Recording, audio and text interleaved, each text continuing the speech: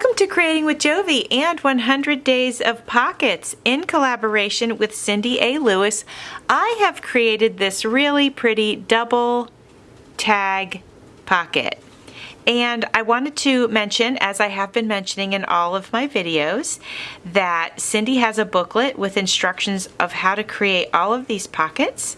And you can get that by going to my description box and click on her Ko-Fi shop link, and it'll take you there so that you can download this and have all of the instructions handy to keep if you'd like them.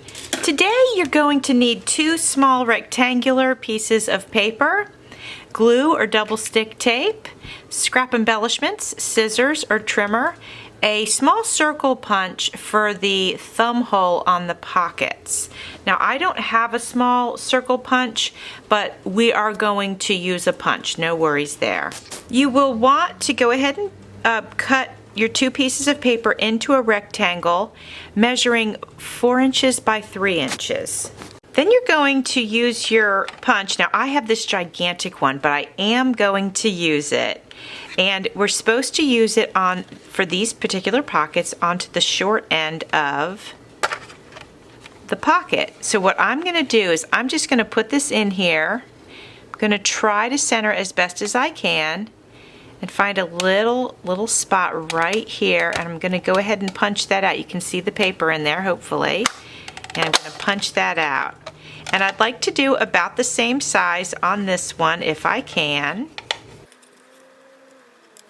Alright, so mine are not quite thumb punches. They're bigger than that, but that's okay. It works, just as good. And now we're going to stack the pockets onto your journal page, or in my case, my backing page. And we want the edge to be, you want to tuck up your pocket to the edge of the page, okay? And then you're just going to glue the 3 sides of each one. 1, 2, 3.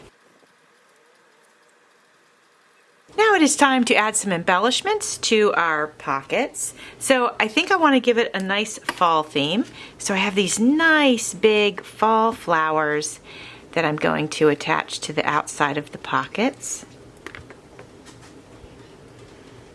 Here are our pockets for day 68, the double tag pockets.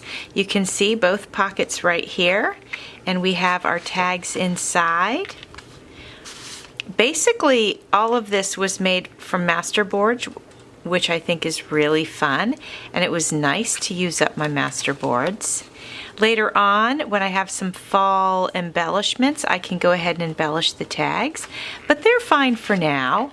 When I'm ready to use them, I'll probably use a cut apart or embellishment that matches whatever printable kit I'm using, or even scrapbook kit that I'm using. Well, that's it, my friends. Please check out Cindy's video today and see what she came up with. Thanks for watching. See you soon.